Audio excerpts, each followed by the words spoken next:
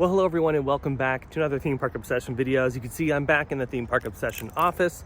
I'm on a little walk because today's video is pretty much going to be a mixture of like a channel update to keep you guys in the loop, and I wanted to talk about a few things happening in the industry because I'm a theme park nerd and I always love chatting about it, especially with all of you. So that's what today's video is going to be about. I'm also going to try to get to some of your comments because I try to do that as much as I can every single day, but I'll answer a few of the questions here on today's video. So it's gonna be a fun walk and talk, and I hope you enjoy it. So how about you and I dive right in? Let's start with the video schedules. I briefly talked about it the other day from the Disneyland video. Disneyland videos probably like once or twice a week, just because there's not too much happening at the parks right now. Probably do like a downtown Disney thing, and then a general like construction update from the parks. I feel like once or twice a week from that resort is pretty good. Same thing for Universal Studios Hollywood. I think once a week from Universal is good because then we can see a little bit more progression on the new roller coaster they're building, the Fast and the Furious roller coaster. So when you wait a week, then you give crews time to like put up new things, and it's fun to talk about some of those new things. So yeah, I think once a week for Universal and pretty much all the other parks as well. There obviously changes when there's like special events or things that pop up randomly. Then there'll be more videos from certain parks depending on what event it is. Like Knott's Berry Farm. I haven't been to Knott's Berry Farm in a while, and I'm hoping to get back soon. And I know they're getting ready for Boysenberry Festival, so there'll probably be a few videos from Knott's Berry Farm on the channel, hopefully in the next few days. A lot of you have been wondering when I'm going to go back to SeaWorld San Diego or SeaWorld Orlando, and it's hopefully soon. I would love to get back to SeaWorld San Diego. It's a bit of a drive for me, so when I do go down there, I try to get as much done as I can because it does take me a while. And then obviously in Orlando, I try to get to SeaWorld Orlando as much as I can too, but some certain circumstances pop up to be like, yeah, I would have gone this last trip when I was out there, but I forgot my GoPro and I was like, dang, I really want to film on ride. And there was some other things going on, and I was also helping my dad. So I was like, I just don't have time for SeaWorld. I only had time for like the 1 or 2 days at Universal, and that was it. So yeah, SeaWorld content is coming. I love SeaWorld San Diego and Orlando. And even San Antonio. I gotta make a trip back out to SeaWorld San Antonio. It's been a while since I've been out there. But as far as SeaWorld San Diego, my home SeaWorld park, yeah, they got a bunch of cool stuff happening there, and I would love to get back soon to cover all the exciting new additions. And then Six Flags Magic Mountain is gonna be once a week as well because of all of the exciting things happening at that park. So to sum it all up, pretty much all of my home parks will be once a week, and more than once a week if other things pop up. And then as far as another big trip here on the channel, yeah, it's coming soon. I'm in the early stages of planning that trip. Earlier on in January, we did a trip to Japan, which was so much fun, and I can't wait to go back. We'd love to go back for Fantasy Springs, and we want to check out Donkey Kong as well at Universal Studios Japan because we didn't get a chance to go to Universal. But as far as like a spring/summer trip, yeah, there's one in the works, and I cannot wait to share all that information to you, to all of you later. But right now, I'm going to keep it under wraps. And that's pretty much the video schedule, like moving forward the next couple months. I'll do another channel update at the end of March. I think I want to do these kind of videos like once a month, maybe twice a month, just to kind of keep you all in the loop, and that way it's an easier communication process, so that way you all know what the video schedule is. But yeah, so once a week from some of the major parks here, a few surprises depending on the special events and whatnot coming up, and then big trips. That one's coming soon. Now let's talk about a few different topics, things that are happening in the industry, things that are being talked about on social media. And I want to start off with Lightning Lane at the Disney parks here in the United States, at Walt Disney World and at Disneyland. Lightning Lane is an absolute nightmare, and I think it's time for them to really rework the idea of Lightning Lane, because I think at its current state, it is fundamentally broken and it needs some retooling. At its current state, it seems like Lightning Lane is so bad because so many people purchase it that if you wait in the normal queue, you don't have time to do other attractions. You have to really pick and choose because you're not going to be able to see everything because the Lightning Lane ratio is so astronomically high that it ruins everyone else's experience in the park. Right now, in a lot of the Disney parks, roughly 50% of the people in the park are purchasing Lightning Lane. So at what point do we all have to just step back and go, well, wait a minute, we're all just paying to go on rides again like they did in the 50s. That's what it's become. Most of the clientele in the park are purchasing this product to skip the line. Well, if everyone's purchasing it, or most people in the park are purchasing it, what are we skipping? We're not skipping anything. We're still waiting in line because you're still having to wait for that attraction. You're just skipping the 5 people that are waiting in the normal queue, because that's pretty much how many people are still in the normal queue. But that normal queue now goes to like 3 hours because everyone's purchased Lightning Lane. And that 30 to 40 minute wait that the bride would probably normally have is now just in Lightning Lane, and you paid for it. It also doesn't help that the disability pass people also have to wait in the same line that the Lightning Lane people do. And on top of that, if you book a VIP experience, they're also waiting in the Lightning Lane. So you have 3 different categories waiting in the same queue, and that's another reason why it gets backed up and you have to wait even longer. And in my personal opinion, if you're purchasing a VIP thing, those are over $10,000 a day easily on most days. And the fact that you still have to wait in Lightning Lane is the biggest ripoff. And that's one of the reasons why I haven't done a VIP experience on this channel, because I've looked at what you do get, and you pretty much get nothing at Disneyland or Walt Disney World. You don't get park admission, you don't get free parking, you do not get a special like lane besides the Lightning Lane. No, you have to wait in the Lightning Lane when you've already spent $10,000, and you don't get free food, you don't get any of that stuff. So that's another reason why I haven't done it on this channel. But besides the point, you have 3 different things waiting in that same queue. So it just builds up. The whole system needs to be changed. They need to really sit down and think about this, because the people with disabilities should not be waiting a long time to go on the attraction, and the Lightning Lane people should not be waiting a long time to go on the attraction, and especially the VIP people that have spent that kind of money shouldn't even be waiting at all. Now, just talking about Lightning Lane, because the VIP thing and the DOS pass is a totally different subject that this video would be 4 hours long. But just talking about Lightning Lane, this is what I think they should do. They need to cap it, first of all. They need to cap the number of people that can purchase the service in a day. I don't care how many people tell me, but having 50%, nearly 50% of your park population purchasing a product that's supposed to benefit them does not benefit anybody. It doesn't. You cannot convince me otherwise. You're just paying to wait in line. That's all you're doing. When that many people are purchasing it, it does nothing for the consumer. It only does something for the business. They're just making money off of you. So the service has to be capped. I say they should cap it at like 5,000 to 12,000 people a day.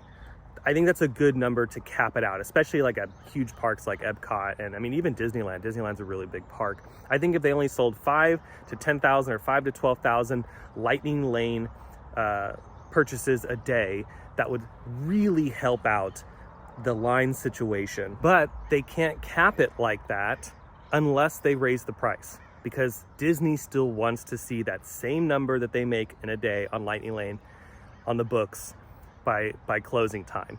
Right now, if 25,000 people in Epcot purchase Lightning Lane out of 50,000 people, they're making almost $1 million. They're making like $750,000 if they charge $30 a day. Well, if they cap the service out at 5,000 to 10,000 people a day, you have to raise the price. And I say the price should be $200.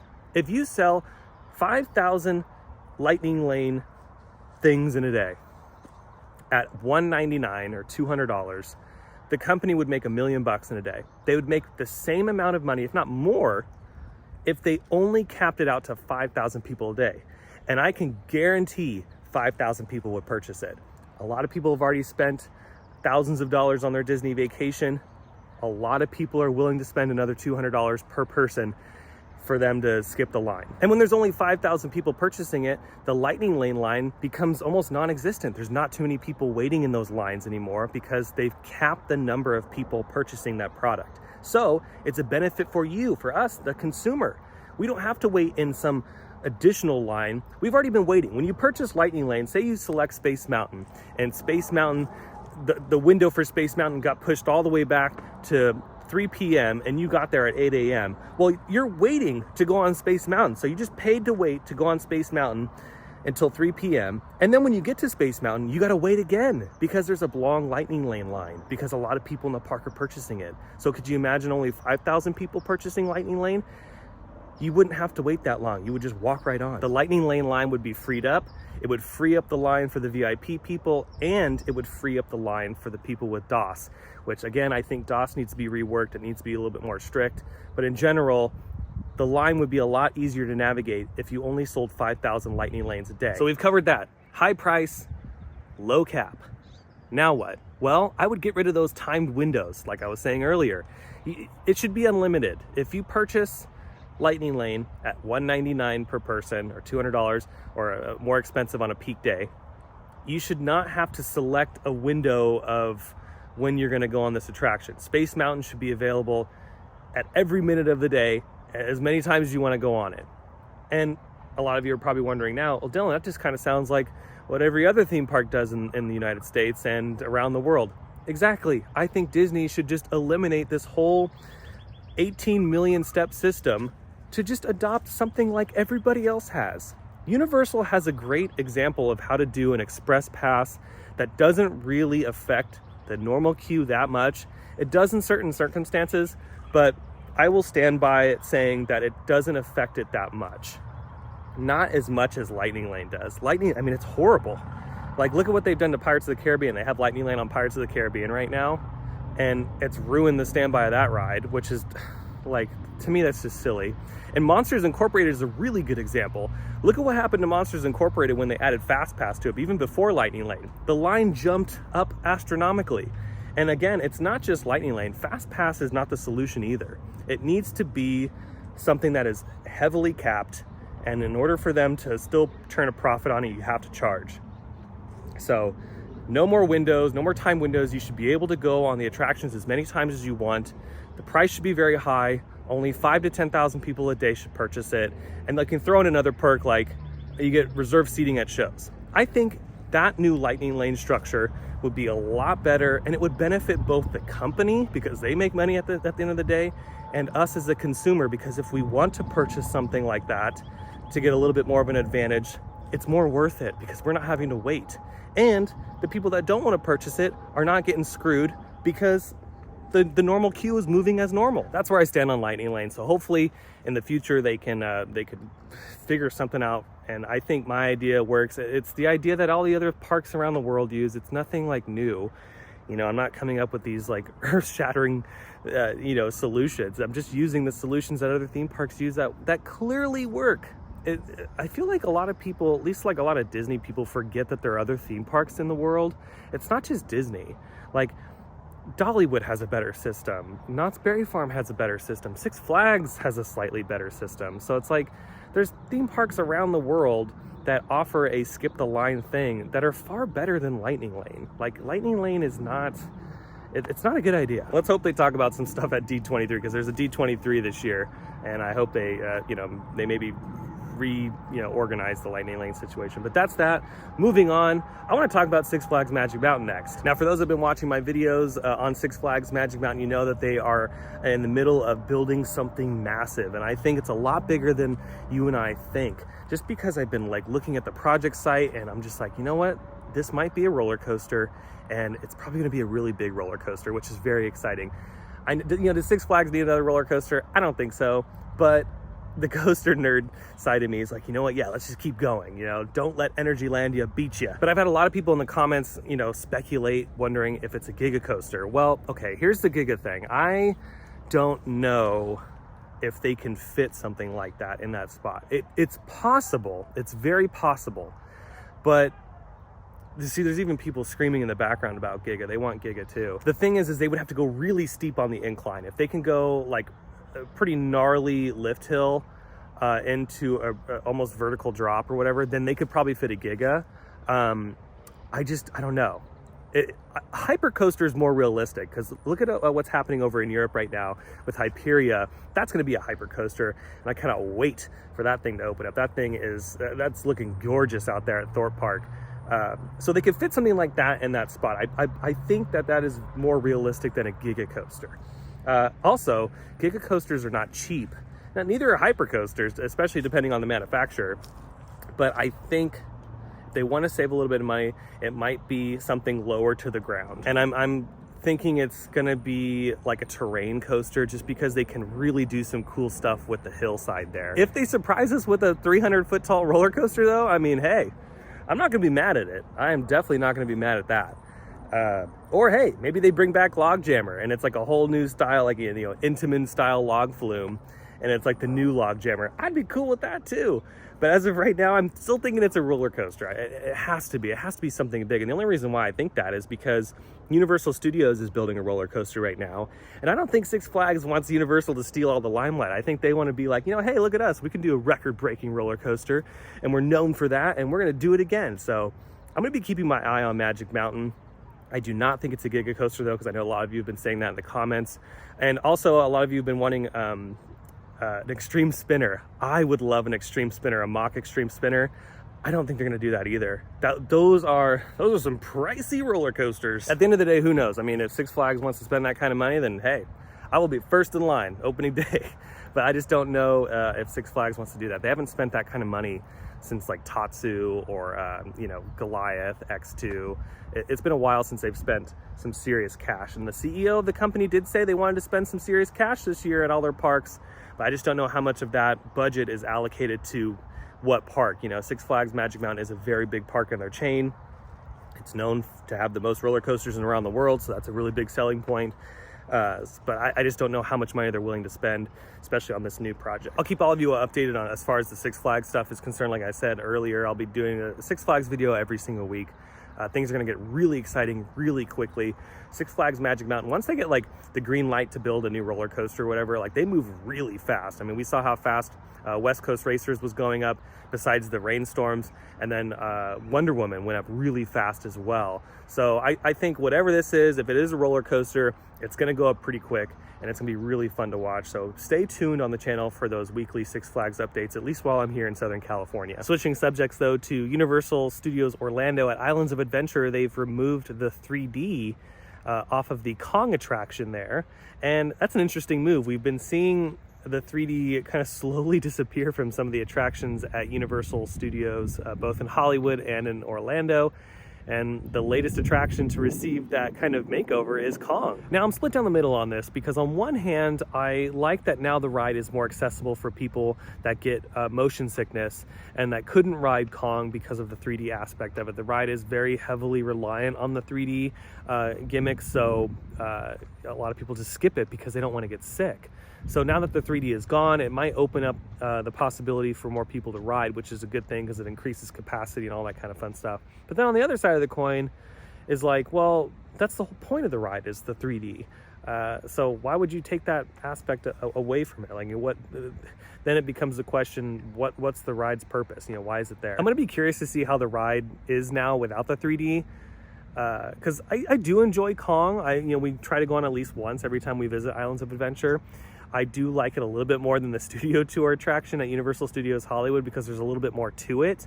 But with that said, I think this conversation goes even deeper because the problem with rides like Kong and Fast and the Furious over at Universal Orlando is I don't think they were ever meant to be standalone attractions. Like, they were studio tour attractions, and someone down the grapevine and executive leadership was like, oh, well, maybe we should just make these standalone attractions.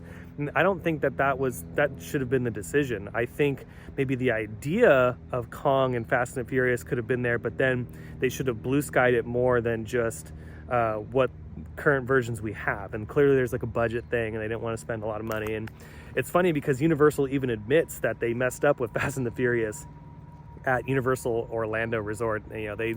They will probably never do anything like that again. And even with Kong, like, I think Kong should have been an Indiana Jones style attraction. And I think a lot of people were expecting that when they were building Kong, myself included.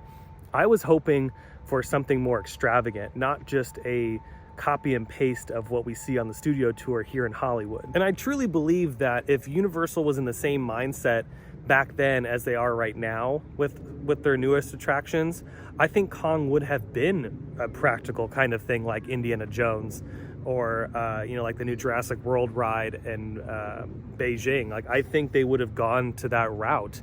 But back then it was just a different mindset. I mean, they were doing a lot of the same kind of rides, like the Minion Mayhem used the screen. They did Transformers. They did the Kong, the Fast and the Furious. They've done a lot of attractions that rely on 3D or screen. And hey, don't get me wrong, like, some of the 3D is really good. Like Spider-Man and Transformers, I think, is a great showcase of how you can really have 3D and practical sets work really well together to produce some spectacular attraction. Like, I love Spider-Man at Islands of Adventure, and I actually really enjoy Transformers as well. So I think those are really good examples. But like Kong and Minions and Fast and the Furious and rides like that, or Jimmy Fallon, like, clearly that was an era where Universal did, they just wanted to do the screen thing. If they had the same mindset now back then, things would clearly be different. At the end of the day, though, I think Universal's on a different path, and the attractions that Universal is building and developing are far from what Kong and Fast and the Furious are. So that's a really good thing.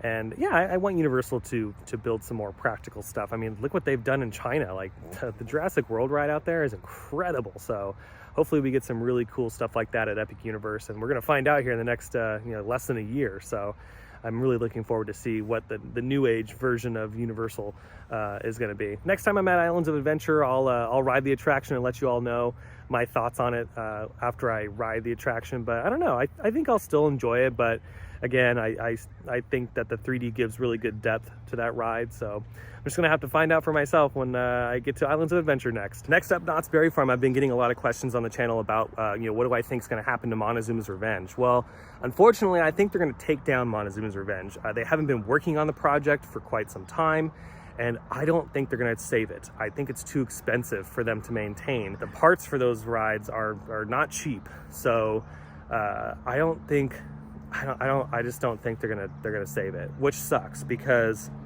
it's an ace landmark. You don't really see too many Schwarzkopf models anymore. They're few and far between, especially those shuttle loop coasters. It's a bummer if they tear it down, but that's what I'm thinking. A lot of you have asked me, well, what can you put in that spot? Like, what would be a good fit? Vekoma Super Boomerang, I don't know. I think that would be pretty sick right there, because it would be small enough for them to fit it in that area. Something new aged. It is a shuttle kind of ride. They could pay homage to Montezuma's Revenge and call it the new Montezuma's Revenge or something. Six Flags Great Adventure bought a Super Boomerang, and they're opening it up this year. At the time of making this video, 2024. I think that would be a pretty good fit for Knott's Berry Farm. It's not something too expensive. I think Cedar Fair and Six Flags, they can definitely spend that kind of capital at Knott's Berry Farm and give that area some justice, because Fiesta Village looks awesome. I really love the Fiesta Village renovation, and I was really excited for what was going to be the new Montezuma's Revenge with the multi-launch thing and the new trains and all that kind of fun stuff. But obviously that fell through. So I think a Vekoma Super Boomerang would go really well there. And for those that don't know what that is, I'll flash it up on the screen real quick. It's a big roller coaster. They're not tiny, but I think it's tiny enough to fit in that spot, and definitely thrilling enough to draw some gate to Knott's Berry Farm, in addition to all the other cool things they're doing at the park. A lot of people have been wanting a Giga Coaster at Knott's Berry Farm, and again, that would be awesome. I'd be there first in line for that one too. But when it comes down to capital expenditure, I don't know if they want to spend that kind of money, and they have to work with the city on that, because Knott's Berry Farm is like right in the middle of Buena Park, and they're next to a lot of housing and infrastructure. So building a roller coaster that big, again over 300 feet, takes a lot of back and forth conversation with the city and the theme park. So I think something lower to the ground like the Vekoma Super Boomerangs would be more feasible for the park, at least right now, for the foreseeable future. Maybe down the line they could do a Giga Coaster, but I think right now Knott's is not really focusing on like wanting to build this massive new roller coaster. They want to keep it, focusing on the other experiences in the park and their festivals, which they do a really good job on. Like Boysenberry Festival is one of my favorite festivals. I kind of like it a little bit more than Food and Wine. I love Food and Wine at California Adventure, but I don't know, Boysenberry Festival, there's just something about it that's just, it feels more cozy, and I just like that at Knott's Berry Farm. And the food's really good and the entertainment's spectacular. So I think that's the kind of thing they're focusing on for the future. I don't know if it's so much so big giant roller coasters. But with that said, if they were gonna do a roller coaster, a Vekoma Super Boomerang would make a lot of sense in that spot. Now moving on to Universal Studios, done some really fun videos from the park lately, the update videos from the Fast and the Furious project, and my latest video with Kenny, my friend Kenny, who's a big gamer on Twitch, and we had fun at Super Nintendo World, kind of revisiting our challenge of seeing how many coins we can get in a day and ranking high on the leaderboard, which was just another fantastic evening at the park. So if you haven't watched that video already, be sure to check that out. But I've gotten some questions about Halloween Horror Nights, if I'm going to do it again, because I've done Halloween Horror Nights for 10 years at Universal Studios Hollywood. My very first year doing Halloween Horror Nights was in 2011. Took a couple years off to get the channel going and everything, and then I decided to make a comeback. And I've been having so much fun at Halloween Horror Nights, and a lot of you have been wondering if I'm going to do it again for the 2024 season. And my answer is probably. I would like to do it again, but it all depends on what they need at the event. You know, it's not a guaranteed thing. I still have to, send in my audition tape like everybody else, and if they don't need me, then they don't need me. But I would like to do it again. I think I'm ready to do it again, and that time to submit is actually quickly approaching, because I think it was like around April or early May is when I sent in my tape for last year. So I can't believe that it's the year's already starting to progress that quickly. But yeah, so I think for Halloween Horror Nights, I think I'm going to do it again. It's a lot of fun. And for those that haven't done it before and are fans of Halloween Horror Nights, I always tell people to audition. If you love the event so much, try it. Try working it so you get like a better understanding of how it all works, because it is really cool to see how it all works. And again, like, I've done it for so many years, and just in general, I've done Halloween a long time. Even outside of Horror Nights, I worked at a haunted house in San Diego for years. So I've done Halloween most of my life, and it's just really cool to see how these massive attractions operate and function. And I think, again, if you're a fan of Halloween Horror Nights here in Hollywood or in Orlando, work it, experience it, and then you don't have to do it the next year, but at least you could say like, oh, you know what, I did it and that was fun. And that's another reason why I like doing it every single year. And then as far as the roller coaster is concerned, at Universal Studios Hollywood, I'm really stoked for the Fast and the Furious roller coaster. I can't wait to see the track go vertical. We've seen what looks to be the station go vertical, which is nice, but as far as like the support columns or the track, still waiting on that. But I'm sure once all those pieces show up, it's going to be super quick, just like we've seen at Magic Mountain and other theme parks around the country when they build roller coasters. Besides Tron, that took 1,800 years to build Tron. So I don't know. Well, to be fair to Vekoma, Vekoma built the coaster really quickly. It was all the other stuff that took forever. The coaster was built in a few months, like the actual structure itself. And all the other stuff just took years. So yeah, really looking forward to some stuff at Universal Studios Hollywood. But next up, SeaWorld. Like I said earlier, I'm going to be down at SeaWorld soon. But SeaWorld's got some really cool stuff in the pipeline, I feel like, because they've been building a bunch of really cool roller coasters at SeaWorld Orlando. San Antonio's got some new stuff over there with their new Flume attraction. And I feel like San Diego's got a bunch of really big things in the pipeline in the future too. I mean, they got the jellyfish experience opening up this year, which I can't wait to see. I think that's going to be a really beautiful exhibit. But I have a feeling they're going to do another roller coaster, because the roller coasters have been working really well for the SeaWorld parks. And Arctic Rescue at SeaWorld San Diego was a smash hit. I really like that attraction. Emperor was good. Manta's always fun. And, Electric Eel. And they got a really good solid lineup of coasters at San Diego.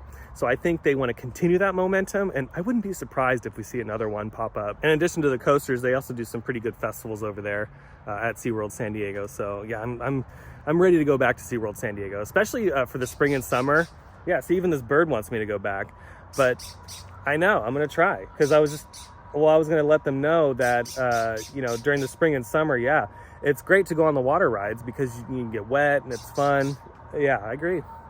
And slowly wrapping things up, I'm just happy that all of you are enjoying the videos here on the channel. And it's really refreshing to see so many of you down in the comments say, you know what, you inspired me to go visit this park, or you inspired me to go travel outside of my bubble to experience this theme park. And that's just so cool. I'm a huge theme park enthusiast, roller coaster enthusiast. I love all of these places.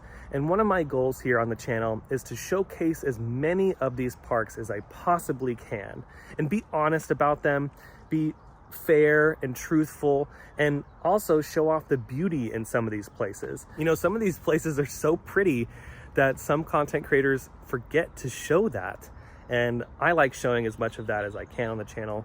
And again, the fact that all of you get inspired to go to new places is very heartwarming to me. I love seeing that. And it just goes back to like why I named the channel Theme Park Obsession. You know, when I sat and really thought about it, I'm like, you know, I'm obsessed with theme parks. Like, why not just Theme Park Obsession? That's what it's gonna be. That's the channel name. Because I wanna see all of them. I wanna travel the world and go on as many roller coasters as I can and travel to as many theme parks as I can, because I know one day I'm gonna be limited and I'm not gonna be able to see as much as I can because I'm getting, you know, older and stuff.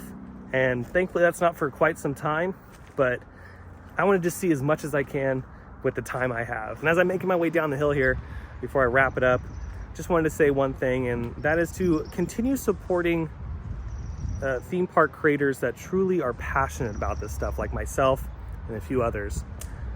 Don't support creators that are lying to their audience about loving a particular subject in a theme park that they don't care about.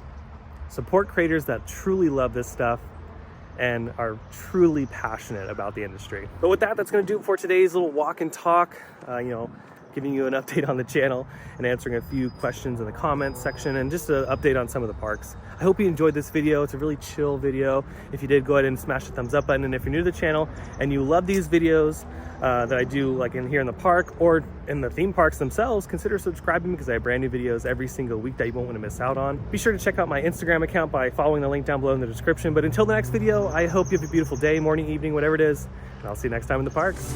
Bye.